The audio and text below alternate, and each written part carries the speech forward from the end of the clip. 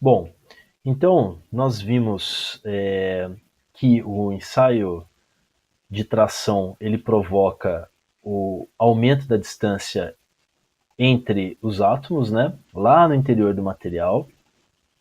E como resultado do ensaio de tração, a gente levanta, né, essa curva. Nós conseguimos montar essa curva, que é a curva de tensão versus deformação. Bom, vamos definir esses termos. Bom, o que é a tensão?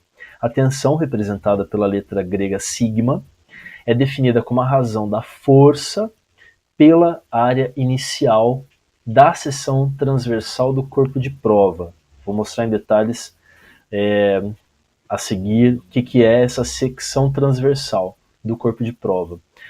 Bom, a força que está anotada aqui é a força da ligação química, né, do material que está sendo ensaiado, e a área inicial é a área inicial do corpo de prova. A deformação é a razão entre a variação do comprimento, que aqui está demonstrado por um ΔL, pelo comprimento inicial, L0, do corpo de prova. Então, o ΔL, ele é, como se trata de uma variação, ele é o comprimento final do corpo de prova menos o comprimento inicial do corpo de prova.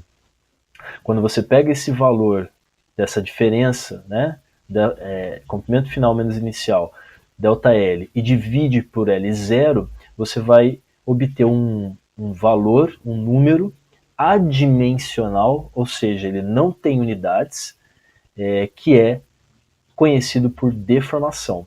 O comprimento inicial e final, logicamente, você vai medir com um paquímetro, então você vai ter o valor dessas dimensões em milímetro. Né? Só que quando você divide algo que tem unidade, por exemplo, milímetro, por outro que tem a mesma unidade, essas unidades vão se cancelar e sobra um número puro, né, sem nenhuma unidade.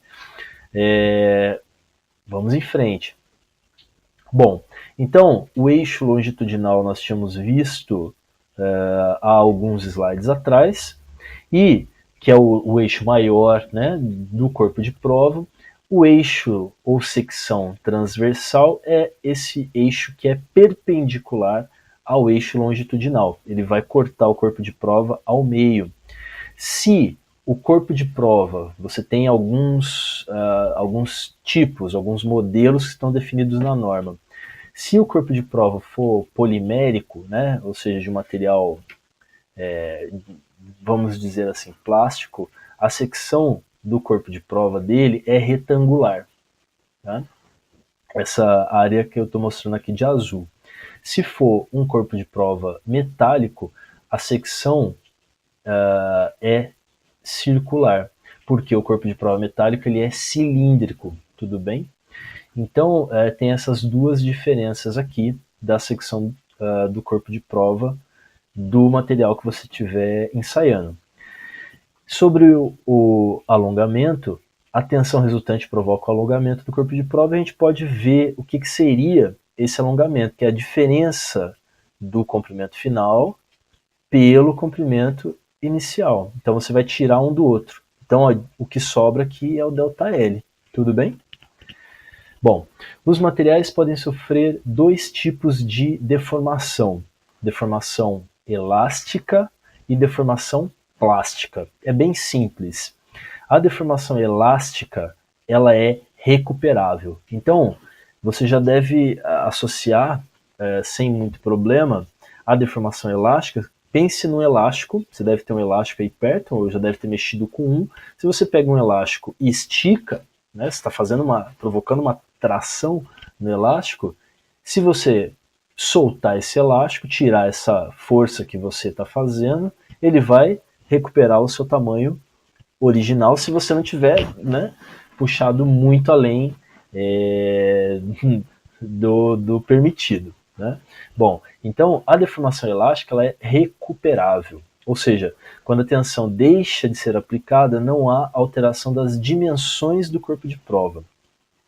Já a deformação plástica ela é permanente. né? É a deformação plástica, é a capacidade de se deformar plasticamente que torna possível você, por exemplo, pegar uma chapa metálica e, através de algum processo mecânico, dar forma a ela, transformar, por exemplo, numa bandeja, né? Transformar ou mesmo num copo, enfim, transformar em vários outros objetos que vão ter uma forma, um formato diferente da chapa que é plana, lisa e tudo mais, tá bom? Então, se não existisse a deformação plástica, não seria possível dar forma aos materiais, principalmente os materiais metálicos e os materiais poliméricos, tá bom? Bom, após o término da aplicação da tensão, as dimensões do corpo de prova foram modificadas terminantemente, né? Terminou o processo de aplicação, eu tenho o material deformado plasticamente, ele não vai voltar a ter as dimensões originais de onde você partiu, né? Bom, há quando você olha para a curva de tensão por deformação, você consegue ver um valor, às vezes ele é bem nítido, algumas vezes não tão nítido assim, mas para o início da nossa conversa aqui, vamos supor que a gente consegue enxergar com nitidez esse valor na curva de tensão deformação, e esse valor aqui nessa curva, ele marca a transição de um modo de deformação para outro, ou seja, ele marca a transição da deformação elástica para a plástica. Antes desse ponto, eu tenho a deformação elástica, depois desse ponto, que é o limite de escoamento, eu tenho a deformação elástica. Esse ponto ele é associado tanto à tensão de escoamento, né, como à deformação de escoamento. Há um valor aqui na curva, na linha que denota qual que é a deformação, há um valor aqui indicando também qual que é a deformação de escoamento. Tudo bem? Eu não indiquei aqui na figura, mas é um par ordenado aí. Às vezes esse limite ele é mais nítido. Isso ocorre muito para materiais metálicos, não para todos, mas para alguns deles. E esse limite ele aparece como um serrilhado, que não está muito bem nítido aqui nessa curva, mas você consegue identificar um patamar, por uma faixa de deformação, né, que você vai olhar no eixo horizontal aqui, no eixo das abscissas, você vê uma faixa de deformação ao longo da qual a tensão ela é constante, né, mais ou menos constante. Então, nesse caso aqui, o limite de escoamento, antes desse valor eu tenho a deformação elástica, depois dele deformação plástica. Tá? Então aqui é bem nítido. Bom, e a lei de Hooke, finalmente nós conseguiremos falar dela.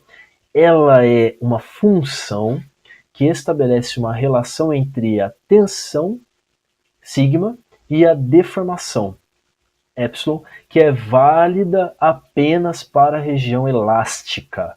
Ou seja, ela só é válida quando você está avaliando o comportamento elástico do material. Ou seja, nessa região aqui, tá? Antes desse tracejado que marca aqui o escoamento do material. Tudo bem? Para a região plástica não vale a lei de Hooke, só para a região de comportamento elástico. E o que é a lei de Hooke? Que função é essa?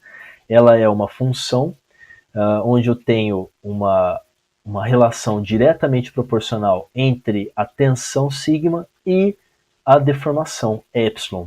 E o coeficiente de proporcionalidade, falando numa linguagem bem matemática, é esse E maiúsculo, que é um módulo elástico ou módulo de Young, né? É uma constante. Seria o coeficiente angular dessa curva, falando mais em linguagem matemática ainda. Acompanhe as minhas aulas de matemática também, que eu vou falar sobre função de uma maneira bem detalhada também, desde do zero, tá bom?